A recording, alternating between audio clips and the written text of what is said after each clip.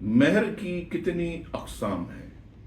مہر کی جو مشہور ہے وہ 3 اقسام: معجل، مؤجل اور مطلق۔ معجل میم عین، یہ وہ مہر ہے خلوت سے پہلے دینا قرار پایا ہو، یعنی جسے کہتے ہیں نقد، یعنی آپ نے نکاح کے وقت دے دیا، یا آپ گھر میں آئے، دلہن بیٹھی ہے تو خلوت سے پہلے آپ نے مہر کی رقم اسے دے دی، تو یہ مہر معجل نقد کے زمرے میں۔ مہر معجل میم واو جیم لا اوپر حمزہ، مہر معجل اس کو عندت طلب بھی کہتے ہیں، یعنی اگر کوئی شخص اتنی طاقت نہ رکھتا، 1,00,000 روپیہ مہر ہے، 1,50,000 2,00,000، تو وہ عندت طلب کہ جب بھی زندگی میں طلب کرے تو میں اپنی بیوی کو دے دوں گا، اسے مہر معجل کہتے ہیں۔ مہر مطلق وہ مہر ہے کہ نہ خلوت سے پہلے قرار دینا پایا،